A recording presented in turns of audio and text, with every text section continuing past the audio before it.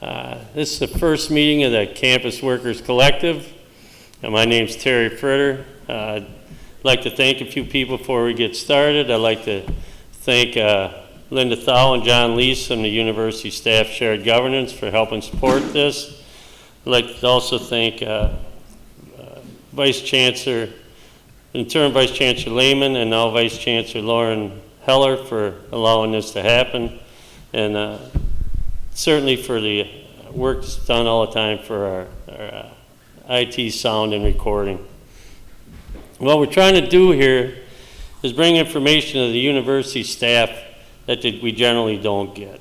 You know, as it says here, educate, inform, uplift. Let people know that there's been people struggling and trying to, in the same position as us through the years. They're just, some things just fun to make us know that we are appreciated on the campus. And just a little history on yesterday in 1913, 700,000 steel workers went out on strike. Always a little labor education if we can get it. So we decided on Sacco and Vanzetti because we thought it pertained to a lot of what's happening in this country today. The attack on any aliens who come into this country in the 1920, the Palmer raids, where they're deporting people, many Italians, for their political beliefs, which seems to tie into what we have today. So we looked at that and thought this would be something that maybe would be good for people to hear again and what happened during that time. So my personal heroes, Emma Goldman was deported in 1919 to Russia for her stance on the First World War. A couple of weeks, last week, in 1918, Eugene Victor Debs was in prison, federal prison, for being against World War I, being a pacifist. So what's happening today isn't anything that hasn't happened in our past. So today we're lucky enough to have a fantastic speaker who's the Assistant Professor of European History, Juliana Shamidas. And here we go. Thank you.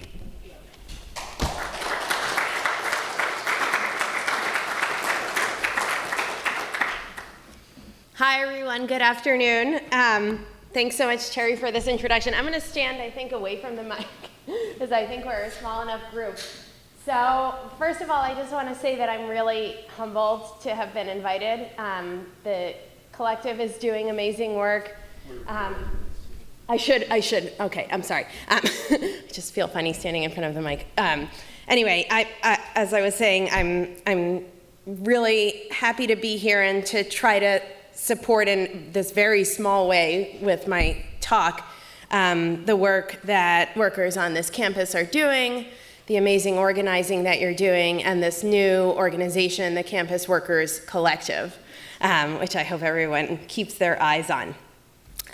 There's a University Staff Congress coming up on October 17th that I hope many of you can attend. So as I'm setting up, I'm going to talk to you today about Sacco and Vanzetti. Hopefully we'll get it up here. Oops, not from there. Just a sec, sorry.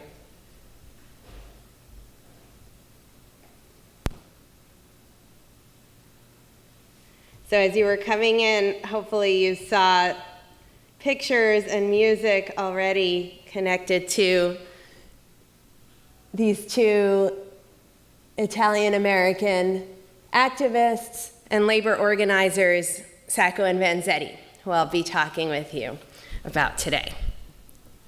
So thank you again to John Leese, to Terry Fritter, to Linda Thau, and to the Campus Workers Collective.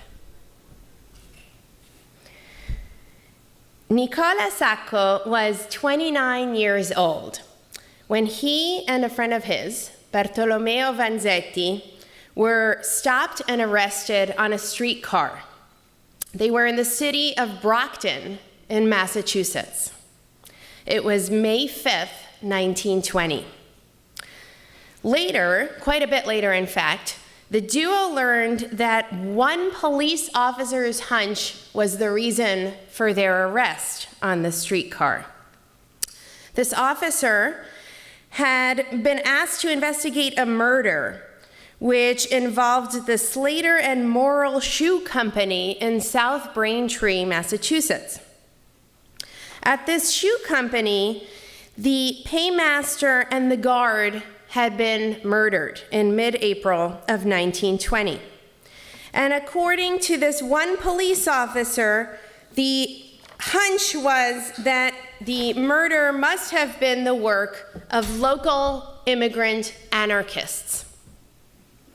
So let me tell you a little bit about these two men who were, in fact, local immigrant anarchists.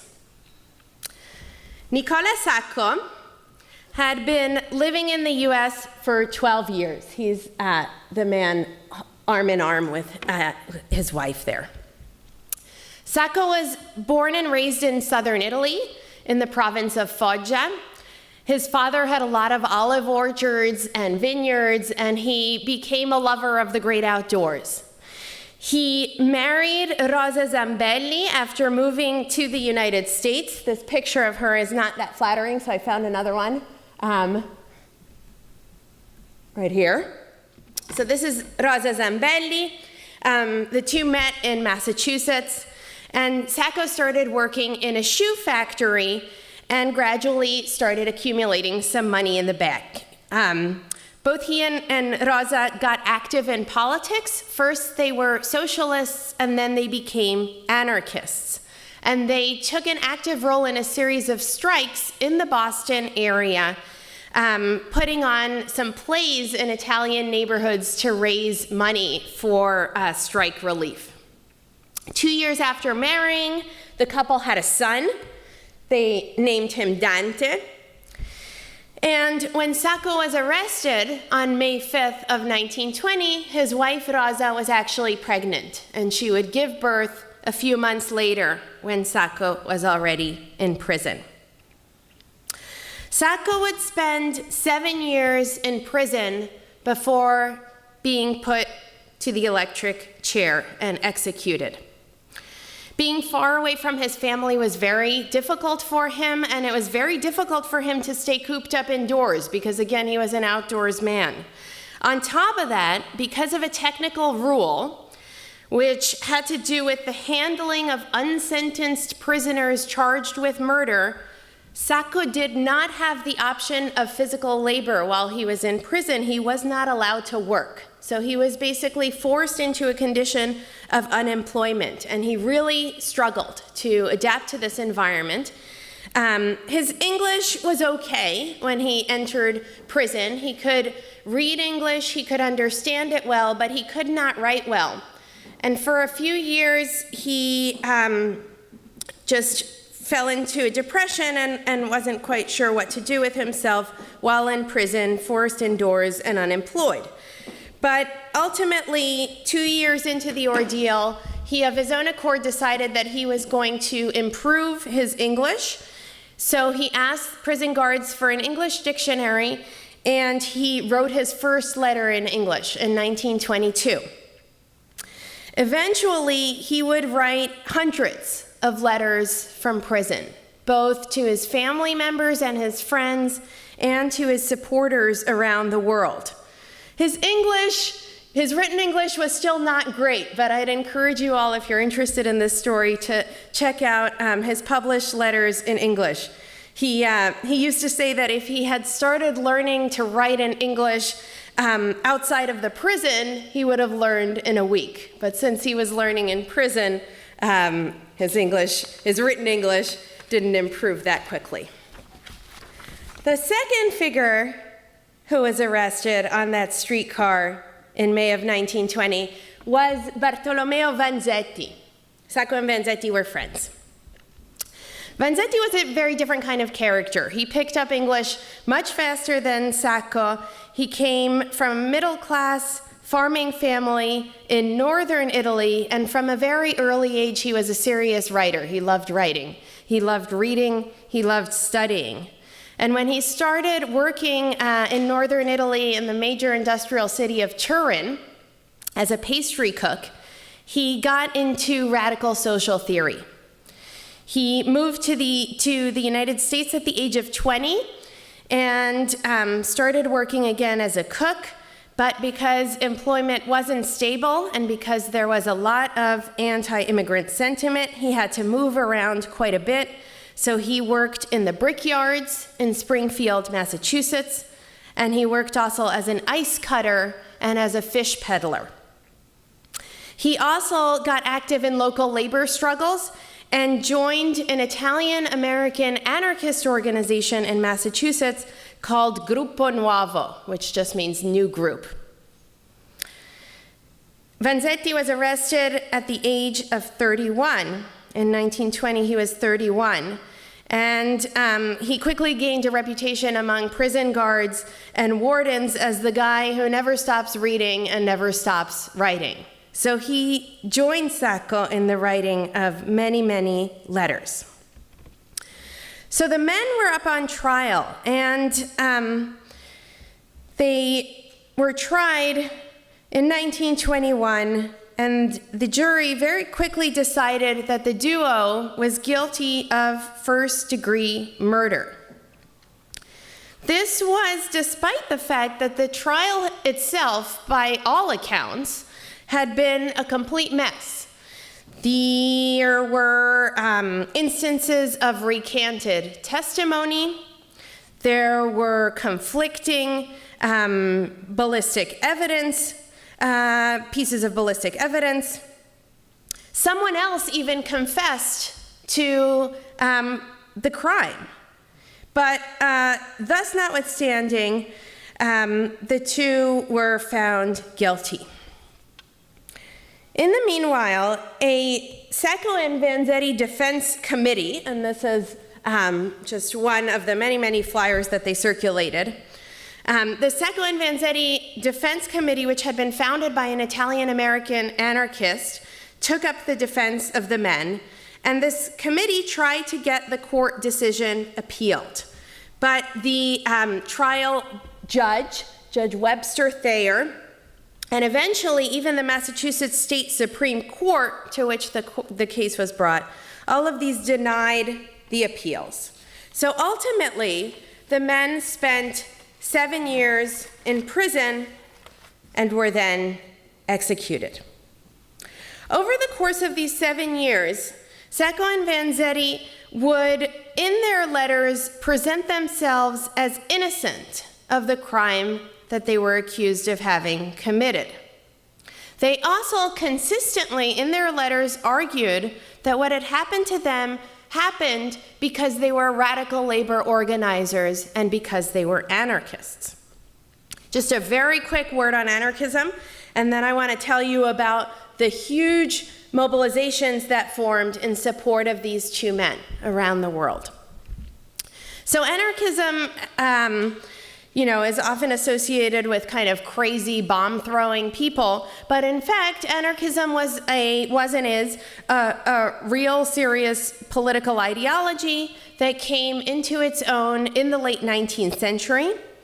Anarchists were committed to a vision of worker solidarity that cut across national boundaries, that cut across nation states, and anarchists had a common vision of a future without the state. A fundamental defining feature of anarchist thought was that they were anti-statists. They saw the state as one very important source of oppression of the individual and of the collective. And they were committed to the autonomy and freedom of the individual and to worker rights.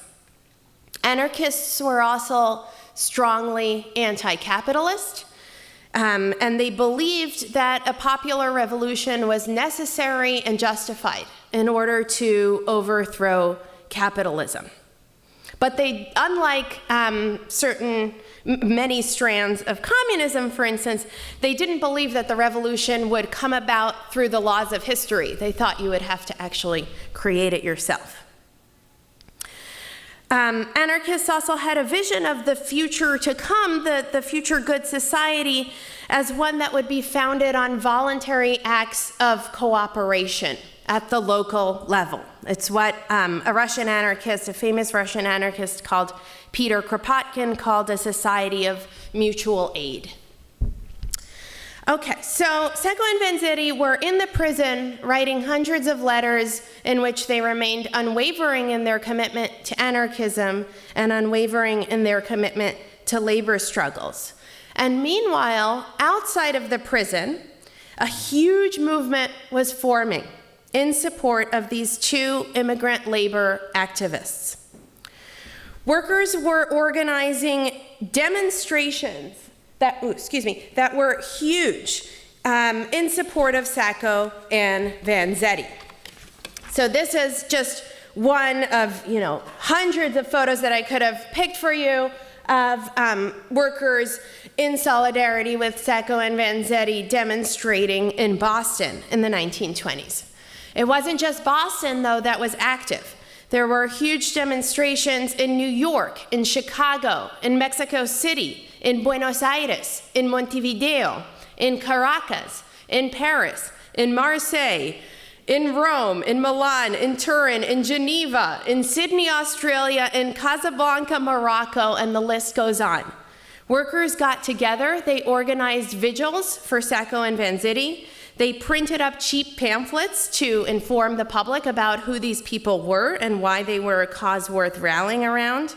And a whole series of new worker organizations and worker collectives took shape and got stronger in the course of these mobilizations. And I'll just flag one, the French CGT, the Confédération Générale du Travail, which some of you may have heard of, because recently in the past few months, this union was the one that essentially brought France to a standstill in protest of recent labor laws pushed forward by the French president, François Hollande.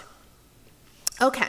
So this new organization and many others were rallying around Sacco and Vanzetti, and it's worth noting that the people who were rallying around Sacco and Vanzetti in the 1920s in the four corners of the world, they were not just anarchists.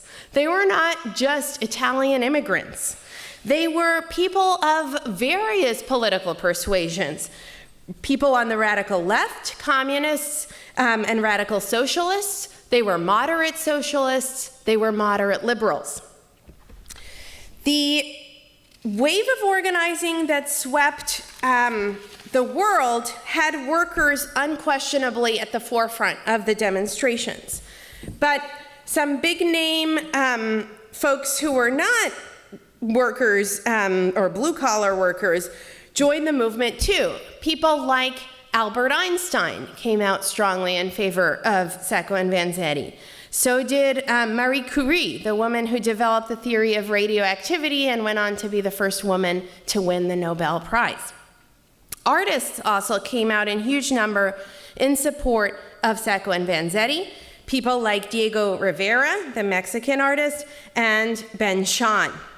This is a Ben Shahn mural in Syracuse, New York, depicting the two men and those protesting on their behalf. Writers also joined the cause, people like H.G. Wells, George Bernard Shaw, and a novelist and journalist whose name is Malcolm Cowley, some of you may know, who was living in France in the 1920s. And he had this to say. He witnessed huge demonstrations in Paris in the 1920s that were bringing up to 75,000 people to the street to protest on behalf of what was presented as a travesty of justice. And what Cowley said was that the Sacco and Vanzetti taught united political action. It also taught that intellectuals, who he considered himself one of course, learned that they were powerless by themselves and that they could not accomplish anything unless they made an allegiance with the working class. So these huge demonstrations were taking place, and the first demand that they were putting forward was that there should be a retrial, because the first trial had been full of these errors that basically the two had not been conclusively demonstrated as guilty. But the demonstrations did not lead to a retrial. And in fact, the mobilizations actually hardened positions against Sacco and Vanzetti in positions of power.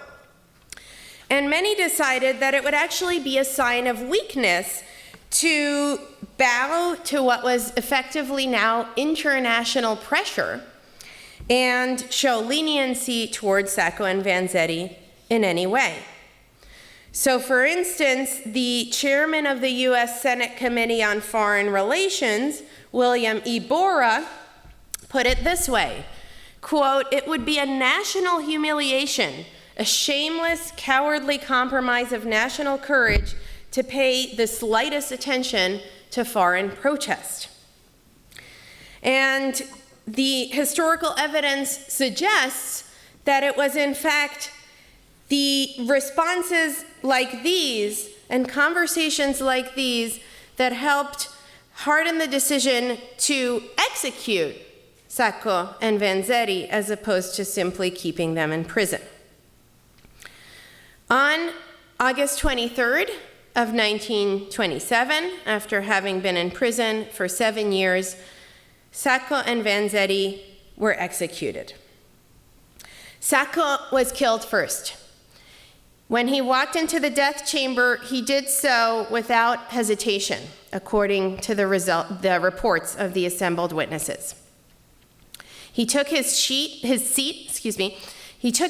the electric chair, and he said a few words before dying. First, he shouted in Italian, "Viva l'anarchia," long live anarchy. And then, more quietly and in English, in broken English, he said farewell to his wife, to his kids, and to his friends. Then he turned to the people who were assembled as witnesses of his execution, and he said, "Good evening, gentlemen." And then finally, as the hood was being slipped over his head, he whispered, "Arrivederci, mamma," farewell to his mother. A few moments later, Vanzetti was brought in. He was also calm. He shook hands with all of the prison guards assembled in the room and shook hands with the prison warden. And then he sat down, again, of his own account, without being asked to do so, in the electric chair. Before he was strapped in, he said, "I wish to tell you that I am an innocent man. I never committed any crime, but sometimes I have sinned." Then he said what would be his final words, which were, "I wish to forgive some people for what they are now doing to me." Sacco and Vanzetti were then immortalized through these death masks.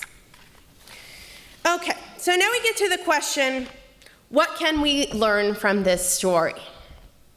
And in order to answer that question properly, I want to give you a little bit more information about US and world history in the 19-teens, 1920s, and 1930s.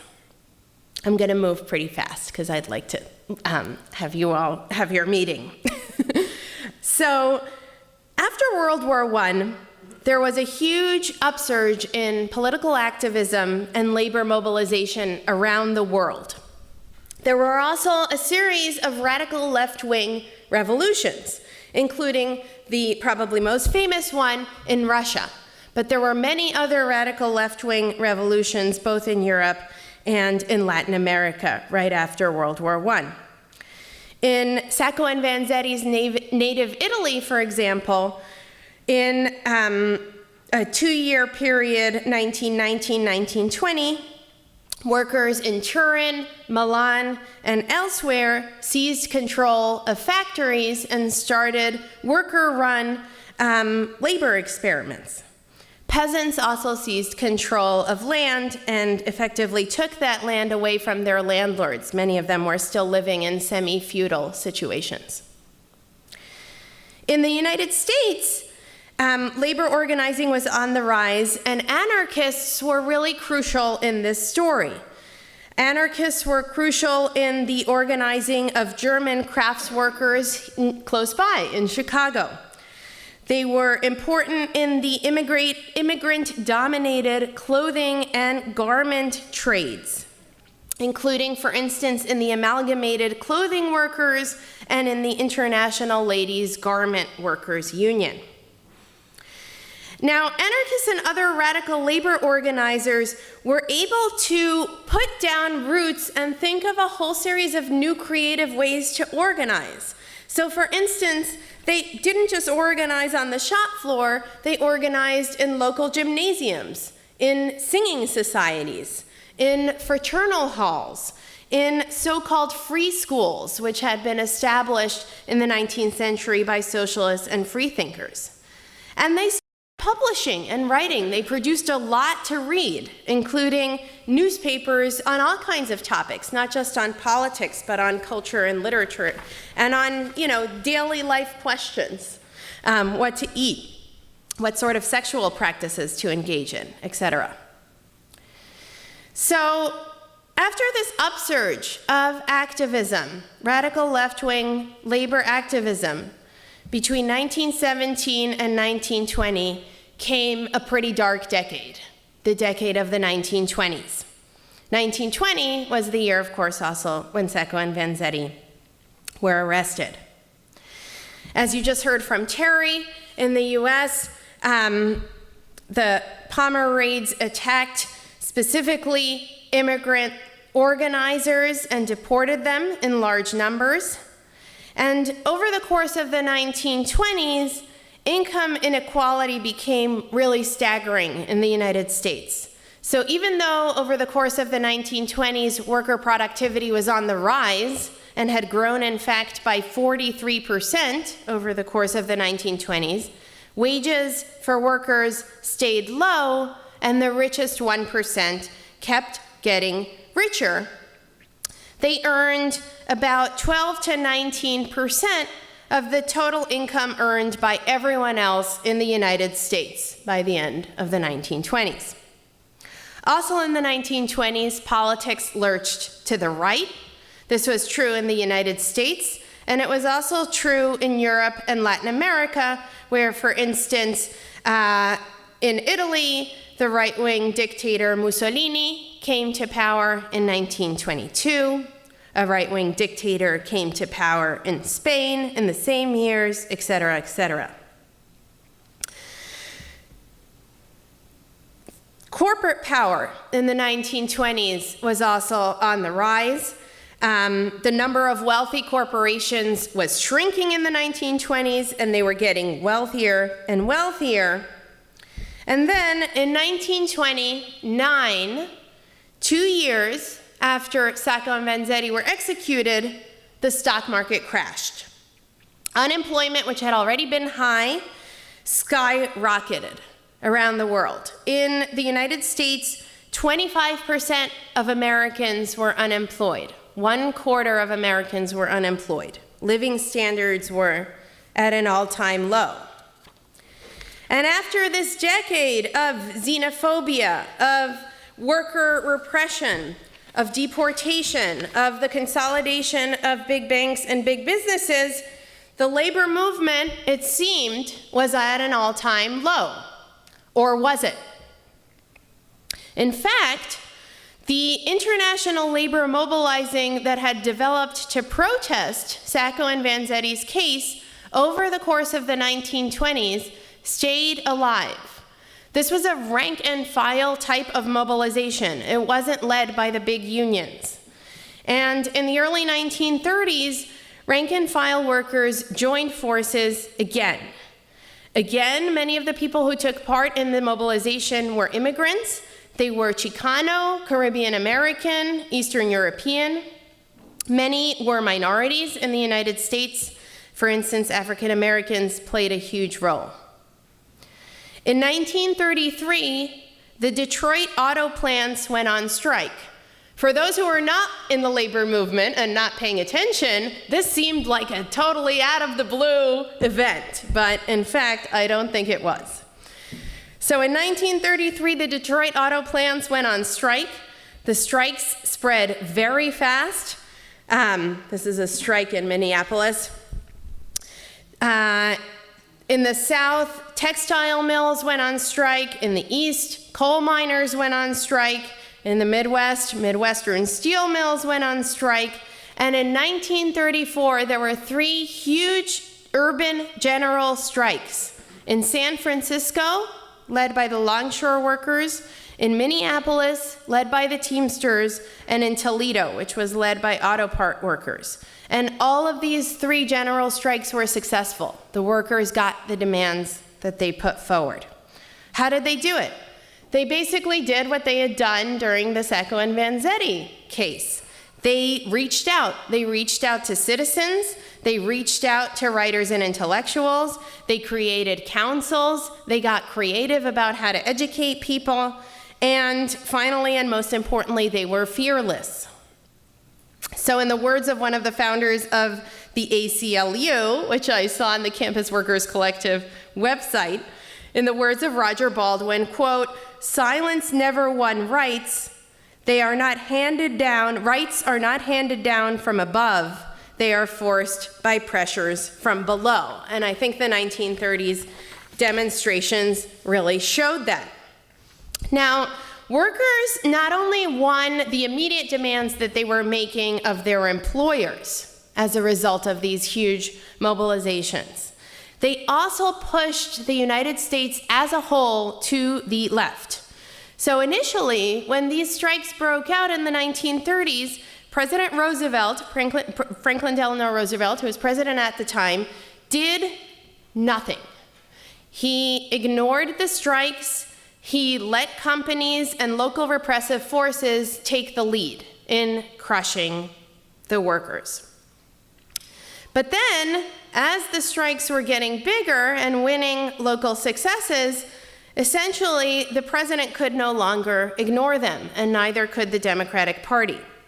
So under pressure from tightly organized rank-and-file workers, Roosevelt pushed forward things like the Social Security Act and the Fair Labor Standards Act. The Fair Labor Standards Act, which of course set maximum hours and minimum wages for most workers across the United States. FDR also enacted the Wagner Act, which set up collective bargaining as a routine practice, and it extended union recognition. So, back to the question of what we can learn from this story, and I'm going to close. I think there are many lessons that we can learn, but I'm going to focus on 3. The workers won in the 1930s for 3 big reasons. First of all, they did not give up. The 1920s were very dark years, but even in these dark years, millions of workers around the whole world showed their solidarity with Sacco and Vanzetti and showed their unity with one another. This work, I think, helped pave the way for the early 1930s labor upsurge, and it helped pave the way for the huge victories, including at the level of government policy in the United States, connected to worker rights and Social Security. So lesson number 1 from this history is don't give up even in the dark times. In fact, don't give up especially in the dark times. Second of all, I think the workers won in the 1930s because they embraced internationalism. What do I mean by that? The workers embraced the idea of working across borders. They believed in a global labor movement, and even more importantly, they helped create that global labor movement that was aware of what workers around the world were doing and was not overly invested in national differences from one national context to the next. Another way in which workers embraced internationalism in the 1920s and 1930s was by welcoming immigrants within the ranks of rank-and-file worker organizing. In the US, immigrants brought new ideas, new energies, new organizing tactics. both in their struggle for Sacco and Vanzetti and in their mobilizing that led up to the big 1930s strikes. So this embrace of internationalism and of diversity, we might say, to use a little bit of an anodyne term. But anyway, this embrace of internationalism is the second big takeaway from this story, I think. Number 3, and this is my last point, the 1920s and 1930s mobilizations worked because workers stayed united. Remember, these were rank and file workers, and for periods in the 1920s in the US, big unions actually couldn't do much of anything at all. So in a sense, it was really up to the rank and file workers to mobilize, and they did.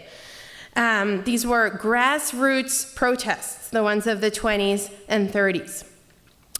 Unity also mattered in terms of building bridges outside of the obvious worker movement with writers and artists and, in some cases, intellectuals.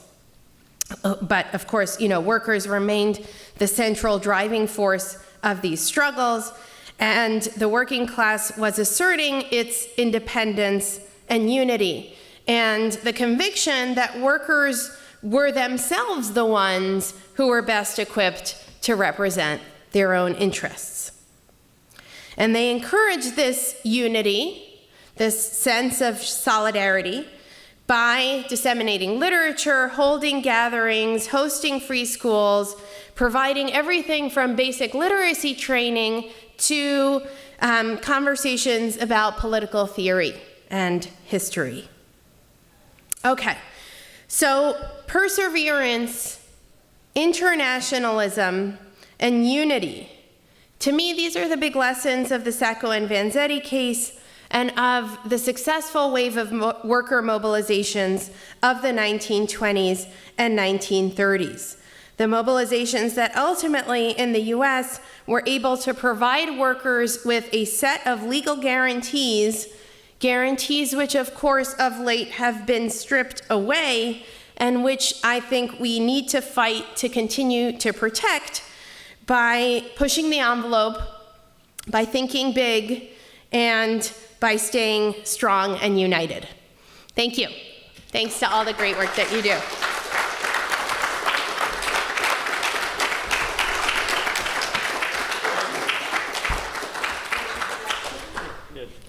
Does anybody take a few questions if there are any? Okay. Does anybody have any questions or remarks for the assistant professor? That was inspiring. All right, well, thank you very much. Oh. I'd just like to say one thing. I think it's kind of what I find most interesting is the crowds with the difference in, like they didn't have social media or, all of that. And like when we think about the Capitol, when the protests happened, we had a lot of resources available to us to organize that were instantaneous, where this would have taken weeks of preparation. Yeah, that's a fantastic point. And I think it's both really inspiring and also a helpful lesson that ultimately there's nothing like face-to-face communication. So in the process of, building even the newspapers that circulated, you had, individuals who were reaching out. And again, the ways of getting out this information were very, very varied. There was no moment in the 1920s where there was, for instance, an exclusive reliance on just newspapers or something like that. Yeah, but that's a great point. Or maybe we could learn a lesson if we went back to more of that, and we would have a more united front. Maybe. When you talk about internationalism, are you talking about, is this about the same time you're talking about the Wobblies, IWW? Mm-hmm. Yeah, so that's what we use. Yeah, and the Wobblies, in the U.S. and around the world were one of the leading organizations that was, truly open to immigrants in a way that was not the case for many of the other organizations in the U.S. that considered themselves on the left or even the radical left. So they were really pioneering in that respect. Did you ever find out who committed the crime? No, it's still very much up for debate. I decided to not make my talk primarily about that, but if you'd like, I can recommend, about 40 books that are still debating this question. The ballistics evidence was inconclusive. So ultimately, I think we won't know. Yeah.